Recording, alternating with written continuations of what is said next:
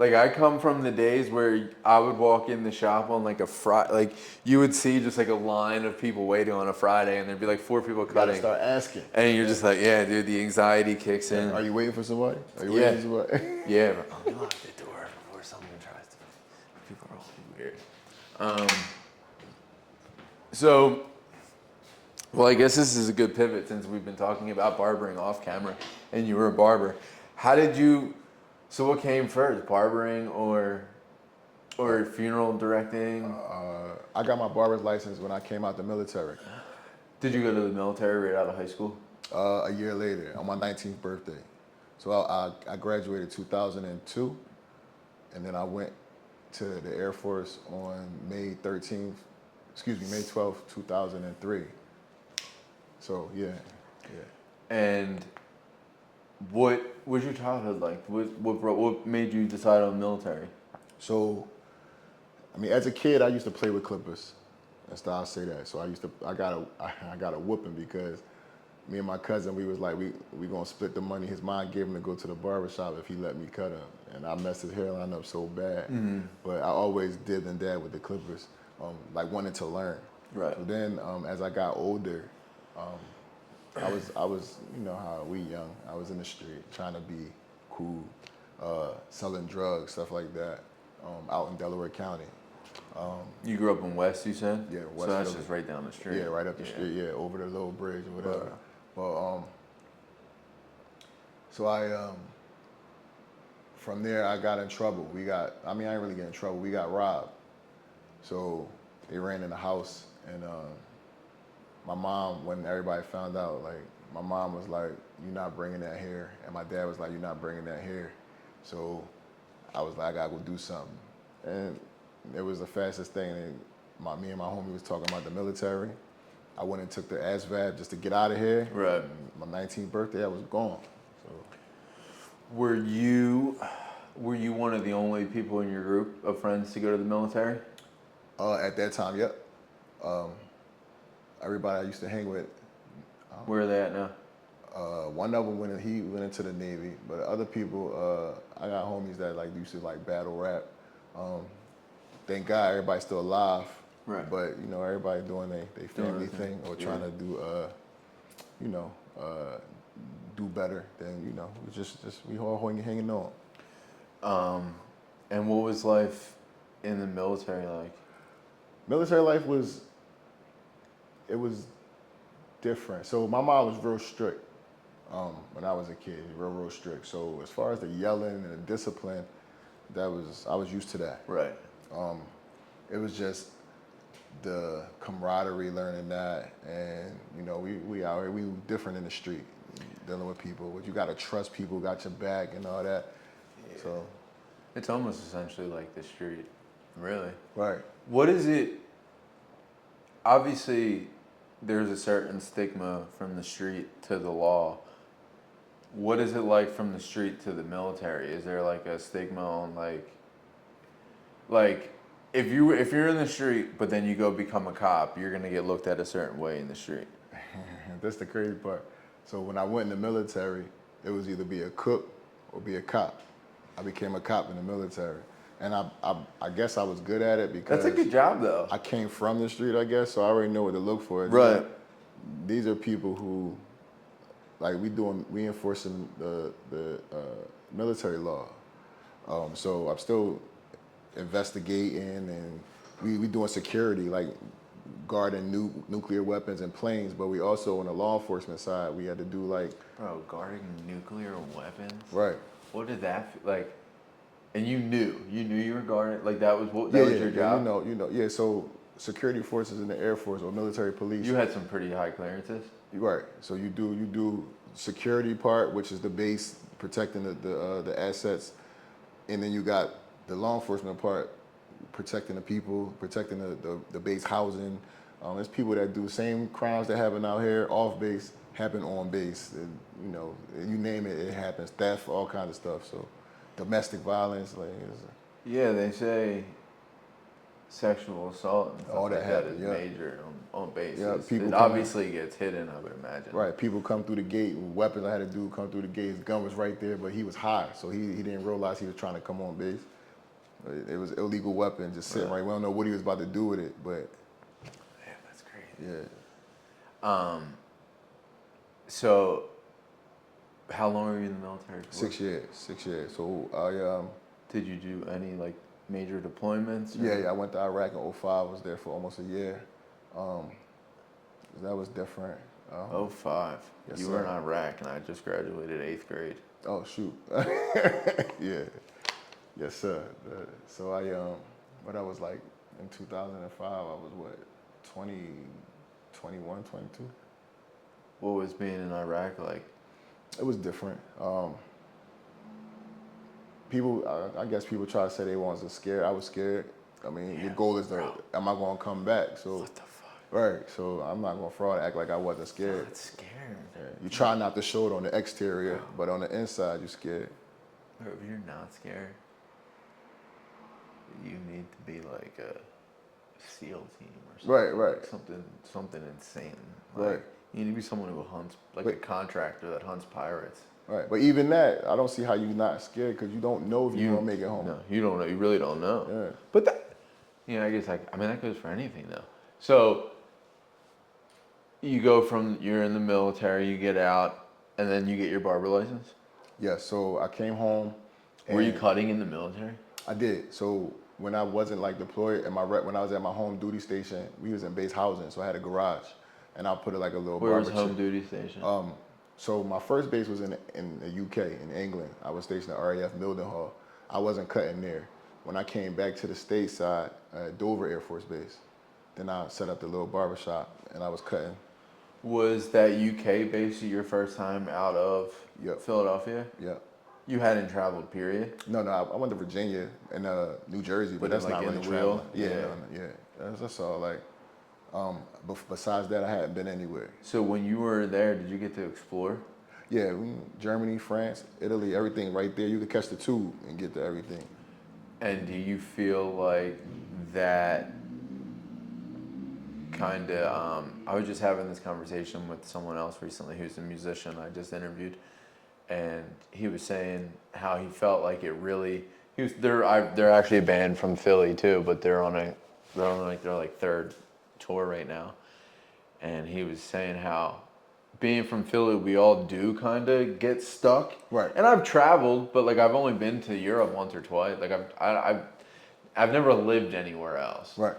And he was saying how one of his favorite parts of touring was being elsewhere it opened his eyes to how like other people and how just like the rest of the world works and how not like closed-minded Philly and the Philly area is, but Right. just how like simple, if you will, they were. Do you feel like you had a similar experience, kind of like being from Philly, and like, do you feel like it kind of broadened your horizons a bit and opened your eyes Yes, sir. to like See other cultures. when you came back, you were like, oh, I'm not getting stuck back in Philly, like Right. that type shit. So yeah, seeing other people, the way other people live and how they do things, it definitely opened my eyes. It makes me more in tune that, like you said, it's more out there. That don't get stuck here. Yeah. I'm not afraid to go anywhere for work. Like, I mean, we'll get to it, I'm sure. But right, like I do entertainment now, so Yeah, I saw that. I drive or travel wherever I need to go. Like, Yeah, like your story's kind of crazy, honestly. When I saw, because I truthfully had been, well, obviously, get to why I really wanted asked you here, but I had been looking for someone like, in growing this podcast, I've learned, I have access to musicians and I have access to like cool people, Right. but like there's a lot of things on a personal level that I'm just like have fucking questions about, and Right. ironically, like the past couple weeks I had been searching, and then I typed it into ChatGPT, and ChatGPT spit out your fucking Instagram. me? I swear to God. Oh man, Dude. ChatGPT. I swear to God, dude. I said embalmers on social media in Philly, because I felt like it'd be a little bit easier to connect with someone who is on social media Right. versus just like just like an older funeral director, That's dope. and That's dope. and your shit and your thing popped up. That's how I saw you. I didn't know it was. Well, I use Chat GPT. So do I. But Yeah. I didn't know it was like. It scanned you and like two other people popped up, and I was like, wait a minute. And then we had a couple mutuals. I don't remember who, but we had a few mutuals, and I was like, dude. That's good stuff. Yeah, but so obviously you start barbering, yada yada yada. From barbering, I went to SEPTA. I started driving buses. Why did you leave barbering? Cause I got a daughter, so I needed benefits. Where were you cutting hair? ESPM on 60th and Girard. That's a funny story because I literally left barbering to go to the Philly Sheriff's Office because I thought I needed benefits, and then I realized that although they were giving me benefits, I was making way more as a barber. Right. I was like, I can pay for my own benefits. and then my son's mom got married, and her husband works for the gas company, so he's covered under. Cool. Yeah, they have good healthcare, so I'm like kind of fortunate in that regard. But yeah, so you. I did that for 3 years, from 2011 to 2013. Did you drive the fucking like accordion bus? The one with the double? No. That wasn't out of my depot. I was out of Collar Hill in West Philly. So most of my buses was like the 21, 42, 43, the 65, the 40. When it was on the bus, 15, the 10, with the 30, was it the 38? That's bad I can remember them all. No, it's not. 42, 44. Yeah. So And cutting hair, obviously, like you need benefits. That makes sense why you exited out of that to go to SEPTA. But how did you get from SEPTA to now a funeral? So did you do any? Did you go from SEPTA to funeral director? yes, I'm about to tell you how. I was a bus driver, as you see. So I was a route called the 52 in West Philly, and the 43, and I got threatened. I was like, I ain't got time for this. Then I got PTSD, so my PTSD. Dude, that's a crazy. Truthfully, SEPTA driver has to be like I went to Roman, so I took this Roman's on Broad and Vine. I took SEPTA my whole life. I went to FLC. Yeah, right down the block. Yeah, and then I went to hair school in Center City. So I've been on SEPTA my whole life, dude. That is a crazy. Like I'm normal. Like I don't give. Like I'm not gonna give anyone a problem, but. Fucking A, dude, that's a wild job, especially today. I couldn't imagine doing that shit today, and everyone's so entitled. So I went to work one day, and I was like, I resign. I was like, I can't do this. Yeah. And then I went to my homie house out of Abington, and I sat there. I said, bro, I don't know what I'm about to do, and I normally don't do drugs. He said, listen, it was like Friday. He was like, I'm gonna get you high today. And he rolled this fat blunt. And I smoked, and I was stuck on this couch for hours. And I just was thinking about what I'm gonna do. And then I started doing research on the computer. And I was like, well, I've seen death before. I researched jobs that I can do to pass on to my family. And then this was one of them. It was like number 3. Funeral director. So yeah, I mean they're all family names, most of them. Right. You know what I mean? So I'm the first one to start it in my family. So hopefully we could build it, and I could pass it to my daughter. She's 19, so hopefully she's interested. Even if she's not interested in the hands-on stuff, she could do the business. She can do the business side, right? So, bro. So you became someone who deals with the dead based on a blunt. Right, and me wanting to build something for my family. So when doing the research, it was like, are you afraid of death and like blood? Right, because that's I'm something. not. Yeah. So I seen it in Iraq. I seen people, fallen soldiers and stuff like that. So seeing blood leaking and everything. So, I wasn't afraid, and then I just jumped right in. So now, what's that process like? School, it's an associate's degree. So I went to Northampton Community College up there near Darney Park. Okay. I guess that area near Eastern University. Yeah. So I went there. It was about 2 years. I had some credit, so it took me like a year and a half, but it was supposed to be 2 years. And what are you in school? What are you learning at that time? You got to get prerequisites out So the way you're just first. all your prereqs for your Prereqs and is then a straight funeral program. So the prereqs are, where's the funeral program? it's there. It was at school. It was at the same school.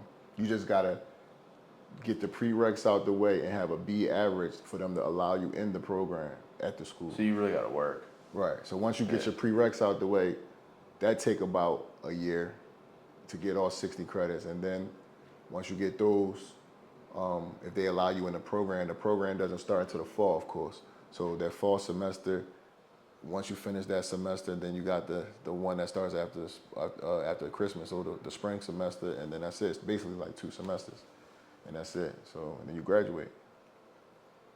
So you learn how to Embalm and stuff. Yep. That was my first. So that was my my first embalming was in school, and it was my worst case. So once we got that one out the way, I wasn't scared of bodies. Like it was a decomp body. They found him in an alleyway face down, so he had blood stain, and it was maggots and everything. So what happens is the Philadelphia morgue, they contract with the school to send unclaimed or unidentified decedents to be embalmed for free. So they try to hold on to you until they could hopefully find your family. But after a certain amount of time, if they can't find your family, they'll cremate you eventually. And then just, if they got your name or your information, they'll tag it. If not, then you So get there's cremated. just like the city morgue just has a bunch of has like I don't know what they do with the cremated remains, but I do know like they'll what try. the hell they do with that? I don't know. They might bury them. I'm sure kinda because weird, bro. they probably got a contract with a cemetery. They have to. That's weird, Yeah. dude. That's weird. So what is your what is your day to day like right now as far as like running a funeral home? Do you do the embalming? I do everything. So How often are you? when I first started, of course, I didn't have a funeral. I didn't just start a funeral home when I first started. So when I came out, got licensed, I'm still doing my internship at a funeral home. So you still embalming bodies, you learning, dressing bodies, making arrangements with people to set up their funerals. It's a lot of so organization. you're basically like running the funeral home Right. for the funeral. So You you're gotta learn learning- every you're aspect. learning it, yeah. Right. So when you're so what? How many a day?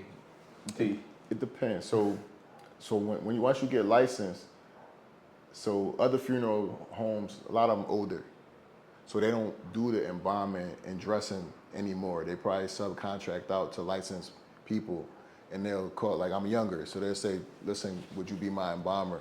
So I was doing that for a while, embalming for other places, which is how I got my skills up, because the more you do it, just like cutting, the more you do it, you get better. Right. So Is there like walk me through it, right? Like when you get walk me through from a it. call, From step by step when you from the call to the okay, so you get the call, right. take the death call, record the information, the decedent's name, the next of kin's name, the location of the decedent, if they passed at home, hospice facility, hospital, where they passed at. Maybe they might be at the medical examiner. If the medical examiner took the case, like if it was a homicide or something like that, and they don't, or suspicious activity, they take them down there. So they tell you where their loved one is, and then they say, you ask them permission. Do we have permission to take your loved one into our care? They say yes. And then you ask them if they have an idea of what type of service they want to have. Some do know. They might say, yeah, we want to have a full service where embalming is required. Then in Pennsylvania, you could take verbal permission. But once you get with the family, eventually you still have them sign saying that they gave you permission. If they say no, they don't know or whatever, then you hold off on the embalming, bring them back to your facilities, and then you wait till you have the arrangements, and then they'll tell you what they want from there. Once you set up arrangements, you go through the what type of service they want if they haven't told you, and then you let them know the cost of it, and And that's where things get tricky because every funeral home can make their own calls, like barbershops. We can make our own price list. And then from there, you casket sell. I include everything I put together a traditional funeral service package to where I give you everything soup to nuts at a reasonable price. My price is $87.99. That doesn't include the cemetery only because I can't control where you would like your loved one to get buried. Sure. Cemeteries are governed under the real estate board, so they make their own prices as well. So that's the only change in price unless you do add-ons. So I include a casket. It comes in 5 different colors. I include a hearse, a family car. I include 100 programs, thank you cards, custom register book, anything you need for the 3-piece floral arrangement, which is the casket spray and the 2 end pieces.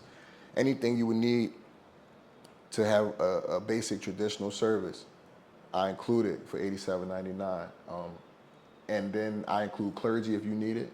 I include soloists if you need it. I got organists if you need it, all in the same price, and 1 death certificate. Any additional death certificate in Pennsylvania is $20. So the only change in price would be if you wanted more programs, you would pay the addition. Right. If you don't like the casket that's included, it doesn't take away from the price. You just got to pay for the casket you want. Yeah. And Now, the cemetery, that's it.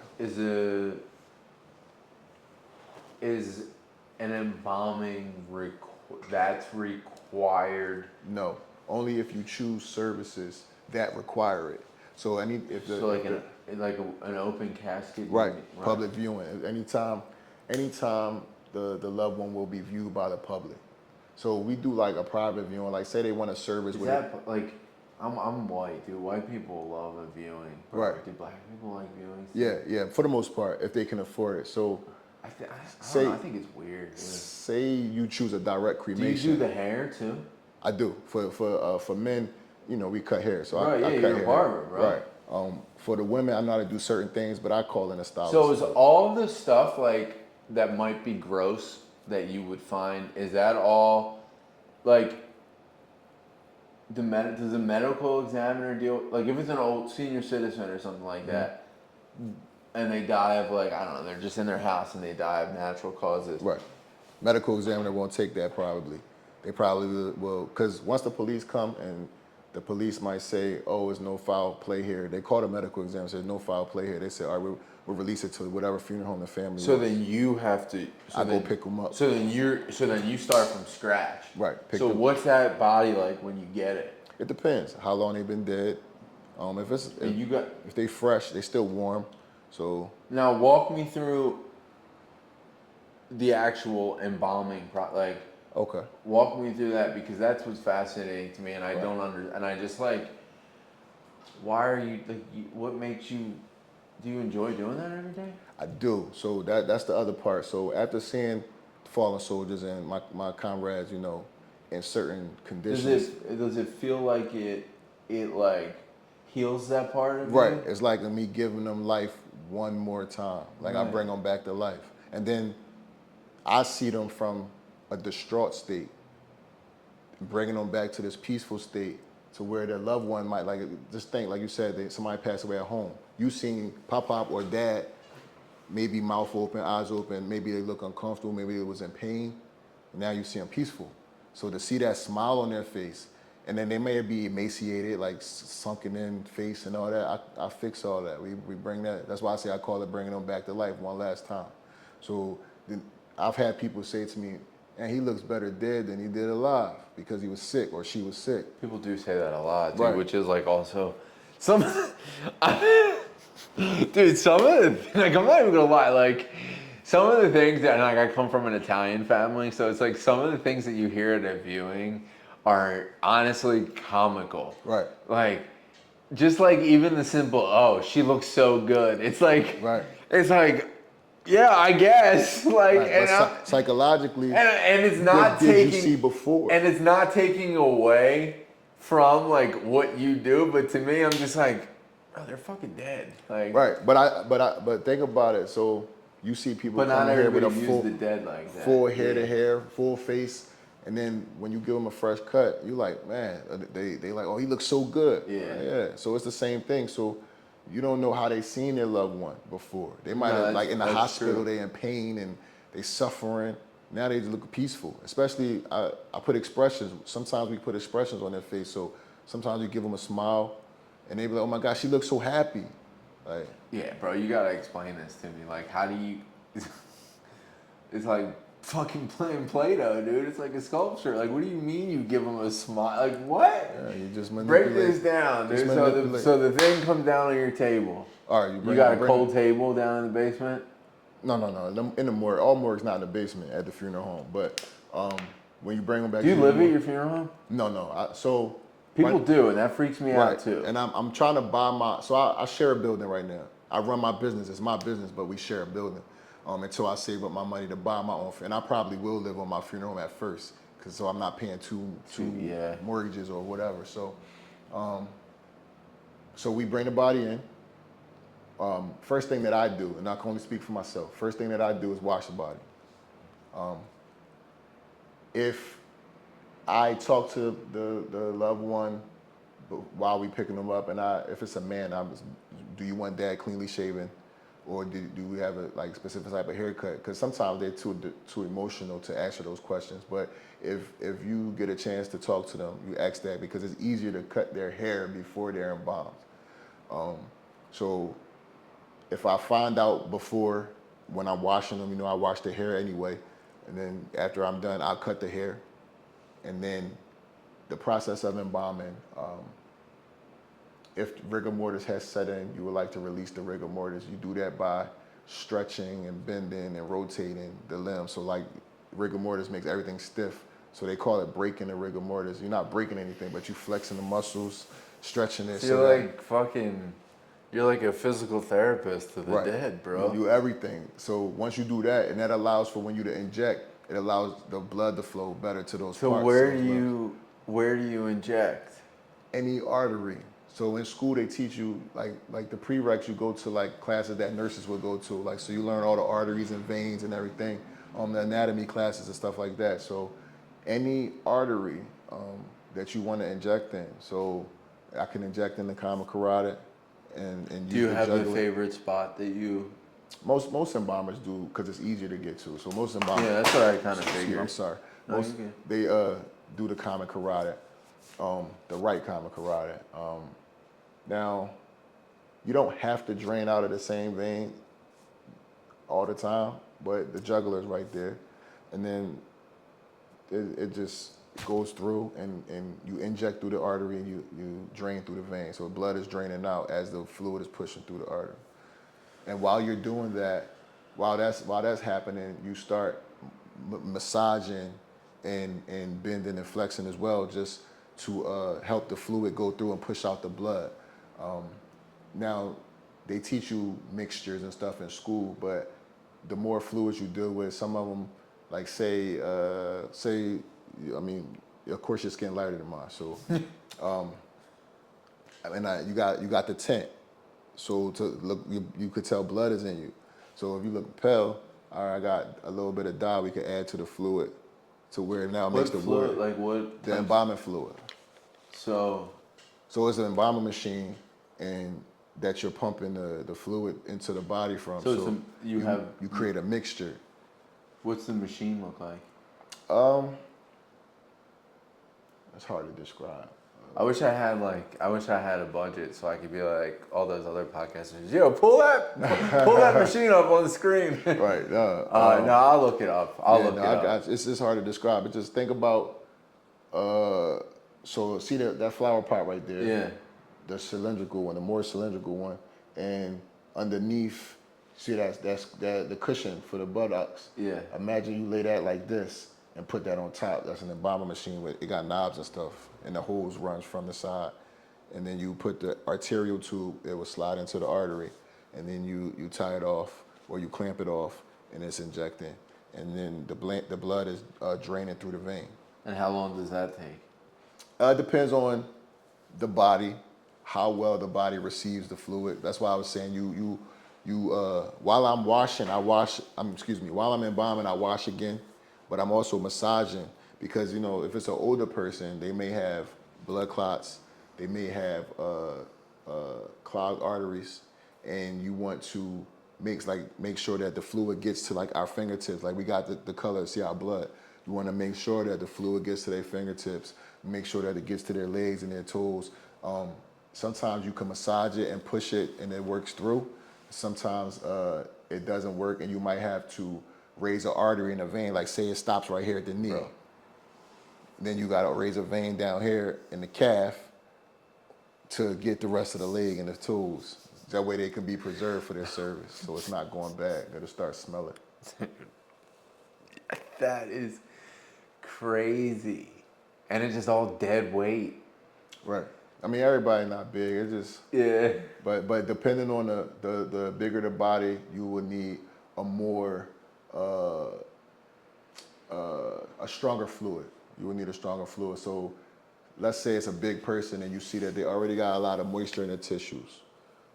I would do waterless embalming because the water will cause dilution once you mix it, and then all the fluid in their tissues, it'll be like secondary dilution, so the fluid won't be as strong, as concentrated. So if you do straight fluid, no water, when they go inside, it'll still have the strength. So. But that's the chemistry part. Like that's the sciences and all. Because you gotta eye it. You go like, all right, what did she die? Sometimes you can see what the person died from. You touch their skin. If it's like your fingerprint stays in the skin, you like, all right, she got pitting edema, and edema is fluid in the tissues. So you got a lot of fluid in the tissues. I'm not going to use water because it's going to sit in the tissues, and the fluid won't take effect. So now, where's your funeral home? In West Philadelphia. West Philly. Yep. Okay. So do you deal with a lot of younger people? Yes. What is that like for you? So babies, it's sad, but it's Do they go through the same process of embalming and everything like that? Or a baby. So I know I've seen the casket. I've seen Right. the smaller caskets. right. So and you stuff. can embalm the same way. It's Typically just everything probably is don't just have smaller. that open. I guess I've never really. So that they autopsy most babies because they're trying to find out what happened. Right. So the medical examiner, for the most part, yeah, they'll autopsy the baby because they don't know the cause, like what happened. But do people have open caskets for little ones? Mm-hmm. That's really tough. I don't know if I'd be able to. Yeah, it's sad, but I look at death different because I'm looking like God must have knew that you was going to struggle here, so maybe He took you away so you don't have to struggle. I look at So everything. that's how you look at it. That's your philosophy. Right, that's mine. I mean, unless something happened, like if parents do things and accidents happen or there was negligence involved or whatever. But if it was something like I just had a baby pass away during birth. That's hard. Right. Yeah. So, like maybe the baby wasn't going to be strong enough to make it, So I'm like, all right, maybe God said. It's just a way to look at it, just for some closure. If not, I'll be crying at every baby. Yeah. Seriously, I mean, you have to desensitize yourself to it. Not to like slight anyone's lost family members, but like the elderly, I feel like is like. Hopefully they live a beautiful life. life. Like the elderly, like I don't know. I'm close with my grandparents, but like I'm also at a point in life and I view death differently to where it's like, okay, dude, like they're in their 80s, 90s. Right. Like, right. that's supposed to happen. Right. Like, it's coming. You know what I mean? But someone in like the teens to the 30s, 40s, 50s, that's... Yeah, it's sad because, I mean, we from Philly, so these young guys... Well, that's also kind of why I was asking, and I didn't want it to like sound like I was like poking at like you're from West. Like that's not my style, but like you're just from a different neighborhood than I'm from here. We don't have like gunshot victims the way that you probably do in West Philly. So it's like the types of bodies that you're probably burying and handling are going to be different than like the amount of younger people I would imagine that you're dealing with. Well, it depends. So it depends on if the family is calling you. So remember, I'm still a first generation funeral home, so I'm still building my brand and my name. So Right. the young adults or the child's parents are used to calling a certain funeral home. So yeah, they have like Right. They buried their parents They're, probably. yeah, and the they're great like, great grandparents. We're not So, supposed to be burying our child. but right. like, So yeah, so that they makes might not sense. call me to deal with them because it's not first. So Yeah, is that most of- hard to break into? It is. So my peers call me. People that that's close to me. I got family members that call me, but it's hard to convince people who've been going somewhere for so long. Well, it's to like a try barber. something It's new. like breaking into the barbering Right. industry, dude. It's as I've gotten older, you realize it's like you can't just like convince people like, "Yo, come give me a try." Right. They've been going to someone forever. Right. Or either they're going to see and Right. something's going to intrigue them, or So what's marketing like for funeral direct? Because like that's also like another weird thing. Like very weird. it's a weird like that's a weird like what like how like you can't post like a day in the life reel. Like that's kind of weird. Like you can, but I post flyers. yeah, I try to hand out cards. It's weird because nobody ever wants to take my card. no one wants. Yeah. They be like, I don't want that. It's like you're the Grim Reaper, Right. dude. Right. Nobody ever wants to take my card. Everyone's like, how do you advertise? Like you fucking posted in reels with the like. I got a seminar coming up at a nursing home, so you try to go to the nursing homes, and it sounds cliche, but our hospice facilities, like, because they're older, so Right. try to market to them. Churches.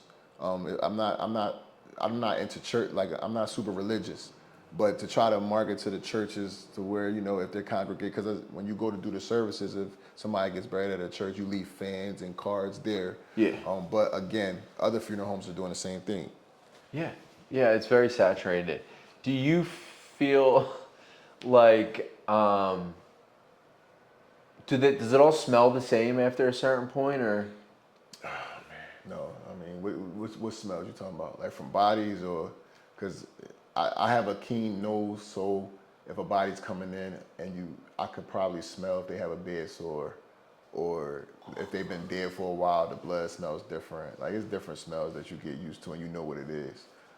If something on them is going bad, I can smell it. Like I can smell if their intestines is going bad. And they're all very distinct smells. Yeah, you know what it is. Yeah. You're like, oh, I know what that is. Like, because you've been dealing with it for so long. And it doesn't give you any like reflux, like any like So gag. remember, my first embalming in school was a bad case. So Right. it was a big Italian guy, and they found him in the alleyway. Like we had a little backstory when he got delivered. They found him in the alleyway face down.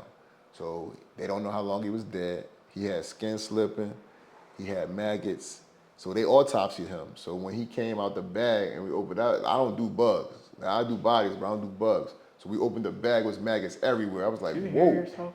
Right, but it's a difference seeing maggots crawling. Like, Yeah. Do you like? Did you cut? Did you like have to?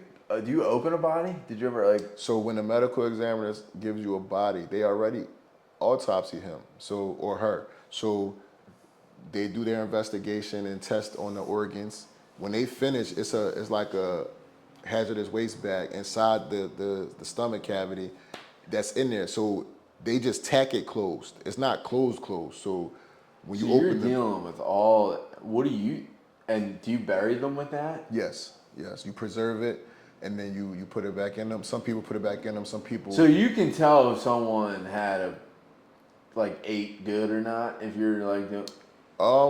No, I don't know about eating good. You I know, but can just see your weight, of course. But like my teacher did show us like a lung that was unhealthy compared That's to what a lung I that guess was that's healthy. what I kind of mean by like Yeah. eating. Like you could see an unhealthy body Yeah, versus certain. But I don't look Yeah. for that no more. We had to Yeah. do that in school.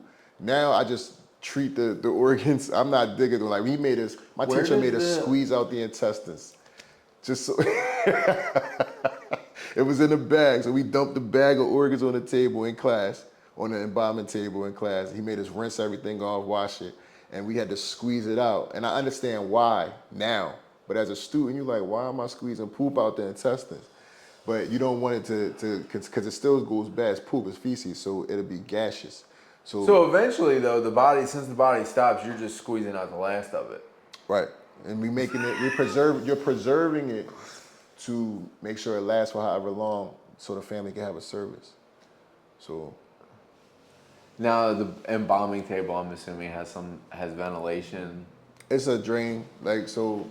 Of course, you put the head up top. It's like a hospital table. When you Right. get on the table, the hospital say, "Sit right here," and you lay this way, and your feet Yeah. go this way. So the embalming table would like you can tilt it, and the blood and water will drain as it's embalming. So it's a hole at the bottom. Some people put like like a drainage sink. Some people have like a toilet where you can flush it. In the morgue, some people have a hose that runs to a drain to where it goes in the sewage system. But yeah, it drains out. And yeah. Very, very, like I said, after the first body, I was good though. Yeah, I would imagine maggots. That's pretty. But I That's learned how stuff to you. get rid of That's them. stuff you see in movies. But you learn tricks Yeah. now. You learn like with maggots, you go get gasoline. Yeah, obviously there's Kill them. there's more than one way to skin a cat, I Right. suppose. Yeah, I was cutting a kid that goes to PCOM, the medical school over Right. here, and he's in the anatomy portion, and they get like a body for the year basically, and they're just like breaking it down. And he Yep. was like, dude, that's why I asked if you cut, because he was like trying to describe to me cutting the fucking skin. Right. So we do gotta cut when you're looking for the arteries and the veins. And he's just like, dude, it's like, he's like, that's probably the worst part. But when they're autopsied already, for the most part, if the medical examiner or the coroner, they don't hack up the inside of the body. Because sometimes they let students do it, and they might hack it up to where you can't find the arteries and the veins. But if it's somebody that's experienced, when you go inside the body to look for the arteries and the veins, you can find everything. Like you gotta preserve everything, so the arteries are still there. If not, you gotta find a way to connect it to the artery, because sometimes they like chop it up here. You gotta dig down through the leg, and yeah, it's crazy. Or dig through the arm and find it. Cutting open it up. So roughly how long does that process for you take, like to put a body back together? So I from call start to finish, I guess? So When you put it down on the table and then you so start. a straight embalming, if it's not autopsy and you get good drainage and everything, probably like an hour. If it's blockages and things of that nature, of course, it's going to take a little longer because you got to open up other areas and make sure that the fluid gets to it. If it's an autopsy, What do you wear when you're doing it? me now I wear a sweatsuit and a dicky set over top of it, and then I put an apron over top of that. You know, a one-piece dicky, Yeah. and I put an apron on top of that, and of course you got to wear your PPE, gloves, of course, Right. face shield. I'm hard-headed. I don't really wear my respirator all the time, but you should wear a respirator because the embalming, the formaldehyde. The in the air. formaldehyde, right? Yeah. So That's why I asked if you had like a ventilation table or something. every too. morgue, because the state inspector comes in and inspects once a year. Sometimes they pop up and do surprises. Every morgue is supposed to have an exhaust fan Right. to pull the air out. So they make sure that you got working Yeah. exhaust. Do you feel like, how many of them do you do, like if you're, I guess it really depends on how busy you are, is how many you're doing. How many in a have I day. done in a day? Like the most, there's been days where I've embalmed like 20 bodies in a day. Because remember I told you I used to go from funeral home to funeral home and embalming for other people. So they be like, we got 3, or we got 2, or we, like, can you hit these for us? And you just traveling around the city. So and at that point- I'm licensed in Jersey. So I at that also- point, you don't even, they're not even, it's just, it's not, you don't even, I just embalm them, and then you compartmentalize it so much Right. that you're just like, Right. it's almost transactional in a way. right, and then from there, now you don't dress the body until you wait probably a day or 2 to see how the body takes. Make sure there's nothing else wrong with the body, because things could go wrong while the body's settling.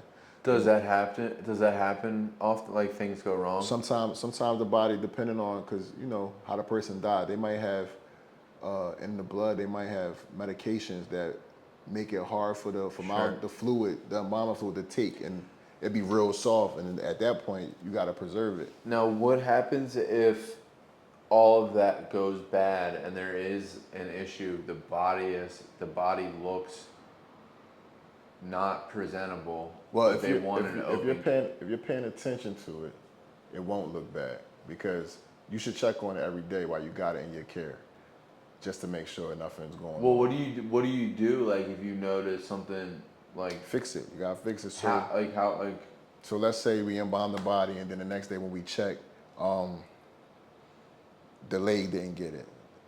So now we gotta find that artery and fix it, or say we. so you could embalm a body, the whole body could get it except for this leg, and then you gotta just. It might be a blockage you don't know about in the artery somewhere in here, and it didn't get down there. So now So when you you gotta, touch like, it, it feels different. You gotta like re-massage it, try to get. No, open it. You gotta, Get your scalpel, find the artery, and inject it. Yeah, you gotta do what we gotta do just so that the family can have their service. Cause that's a lot. I've worked the service. It wasn't my body, but I've worked the service for somebody, and the body was going bad. Yeah. And it was in the summertime, so you could smell it. And not only do we smell it, before we smell it, flies smell it. So when we set the body up in church, I'm like, "Yo, you smell that?" And they was like, "Yeah." They was like, "Let's just get through this day." I'm like, okay. When they opened the church door, flies started coming in. Because it was summertime. Bro. So now the flies is hovering over the casket. Bro, that is. Right. Like, that's bad. So now you said you. So I guess this goes with like shaping and redoing it all. You said you can you can give it a smile. How do you? Just manipulate the facial muscles. When you're embalming, And you do that close with the your mouth. hands. Yeah, you do it with your hands. Close the mouth and just work the muscles right here. Some people go up, some people go back, some people you put a facial expression, and then you make it stay. You make it stay. Do you ever feel like you just like need to shower after? Well, I'm used to it now. When I first started, yeah. I didn't used to eat after I did an autopsy. I'm looking inside the body, Yeah, dude, and that it looked like beef. Like it looked like Yeah. cow meat. Like I mean, I guess we are food to something in the world, but it looked just like that. So I wouldn't eat right. I would wait a couple hours till I get the image out of my head. So how did you go from that to now entertainment on top of that? So my military life, I was young, man. I was very aggressive. Like I had a temper. So and I got married when I was 19 as well. So being in the military and all that PTSD, I mean, our relationship is not that no more, but we grew up, we grew, I feel like we was moving too fast. 19, not mature enough to be married. You don't know what a real husband is and a real wife is, but we had a lot of issues. So I was against therapy and stuff at first, but like I used to be like, what these doctors know about me? And nobody tell me nothing, like whatever. And then as I get older and mature, my daughter got older, she's 19, so I realized that I was putting all the bad stuff on her. Like my daughter won't cry around me. I wouldn't let her cry. She don't show emotion really around me. If she was crying when I walk in the room, she'll stop it real fast. Me seeing that effect on my kid made me want to change. So I started going to therapy, and then the therapist was like, well, what makes you happy? Well, I like cartoons, all kinds, and comedy. I like to laugh. So from being in the military, I had a mentor who was like, bro, you command the room. When you speak, people listen. And then they said, you funny. So my very first, I sought out comedy. Like I took a class in the city. My very first comedy set was very, very aggressive. Like I was mean, but people liked it. But I don't want to be the mean person all the time. So, but it helped me release like the stress and everything. So that's why I stuck with it. That's why I love it. And then to make other people laugh, at my stories or my life, now that I know how to write it better and work it out better, like I just did a podcast talking about that was my most vulnerable interview thus far. Talking about PTSD, growing up, why I am the way I am. My stepfather, like when he first started teaching me that you're a man at the age of 10, 11, 12. And then like my mom used to baby me, but when my stepdad came, all that baby stuff went out the window. Right. So I had to grow up fast. Then being out here in the street, like it's like I feel like I'm the man. So every situation, I'm the man. Like, and then we can't cry. We was crying. Like we were crying for all that. So it's like helping me. Like I could talk to people. Like people inbox me like, yo, this is so vulnerable. Like it used to feel weird to hug my daughter. Right. So now I try to hug my daughter. She be like, what are you doing? But now I'm okay with being more emotional again. Like it's okay. I'm getting better at it. Her mom is seeing a different side of me, but unfortunately, you know, the damage already was done. Yeah, but she sees it now like, oh yeah, I could see you trying to be softer but yeah, it's hard, man. 'Cause you know, you show emotion, you look at it as a sign of weakness. Yeah, bro. Right. And some people take advantage of it. Men have a really hard time because women, especially right now, there's like this push on the internet of like one half of men. There's like a portion of men that are like pushing being okay. It's Right. okay to have feelings, and then there's another portion that's not, and then there's like this segment of women that like want nothing to do with a sensitive man. Right. It's just it's all such a mess right now. But it seems like they only want you to be sensitive when it's pertaining to them. To them. Right. Yeah. Because everything else, I don't care. Yeah. But with me, I can't be that aggressive person. Even if, so my daughter's mother was sick. And when she first found out she was sick, I used to try to motivate her with the motivational techniques that helped me. Like, I used to be like, yo, you gonna be all right, let's go, come on, let's walk. And she'd be like, I'm in so much pain. I'm like, stop bitching. Yeah. Like, And that shit just doesn't work for some people. Right, she took it as, oh, you don't care, you're not hearing me.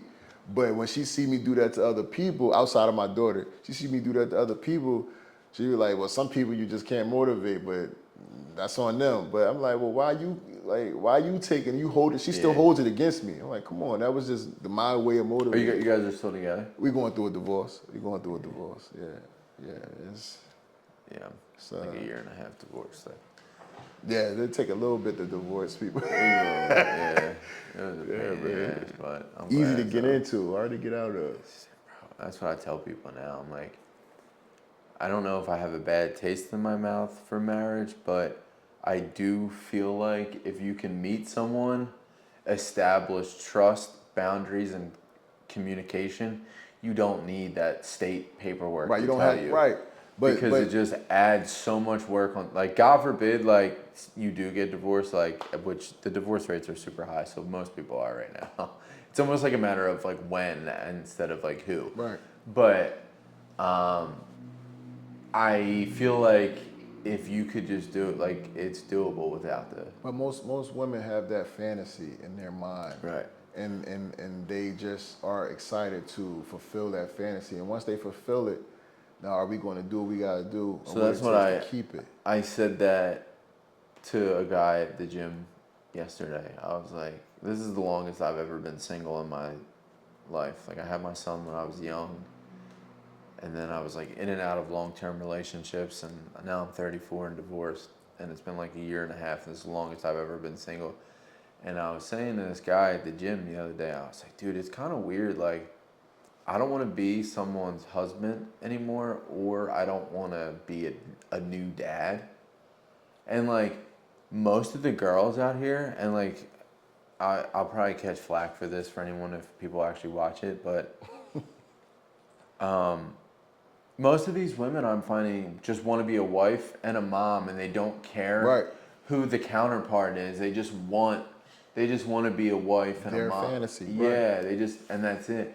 Not what it takes to be a mom and a wife. Correct. They don't want to learn that. They don't want to Yeah. build up to that. I would say I would give it 80%. The other 20%, they probably been through it, so now they're ready because they know what it takes. They know what it takes. Yep. Everybody else, if you never did it, That's fact. I want my experience. I want my Cinderella moment. Yeah. And, listen, man. Do you feel like your daughter shows interest in the funeral home? She does, only the work and the service part. She likes to look good, and she like when she works with me, she holds the tissues at the casket and helps the family. She won't do any of the. I first took her embalming with me when she was like 10, and we walked in. I might have to come check it out. Yeah, I got you. She walked in. It was an autopsy, so she seen the inside of the body. Was like, oh no, and walked back out. Oh God, Yeah. never again. Yeah, I mean, she stood at the door a couple Right. times. Like she'll talk to me if she's there, but she don't really want to be around that part. Yeah, Damn, Yeah. that's crazy. yeah. Yeah, that's like a wild thing, dude. Like, I done showed her so much stuff. do you man. feel like you're? Do you feel like? I'm trying to figure out how to word it as far as like, like energetically, right? Because it's like, there was a dude that I grew up with. His family owns a funeral home around here, and they lived above it. And I always found it so fascinating. And I'm not 100% sure they do the embalming on site. I don't know. Right. Most funeral homes. So in Pennsylvania, your funeral home has to have a morgue, a place to Right, prepare the so, body. like- they might not do it, but they have to have it there anyway. So they're living above all of this. Mm-hmm. And I just wonder from like a spiritual perspective, like if you have a body that's like you can tell energetically. At this point in my life, I can tell someone, like, if someone comes in my house and they have shitty energy, I can feel, like, my house feels thicker. Right. Well, it's different with a dead body. So That's what you never know what life that person lived. I don't be knowing something. Remember, I embalm at so But many does- different places, so I just say a prayer anyway.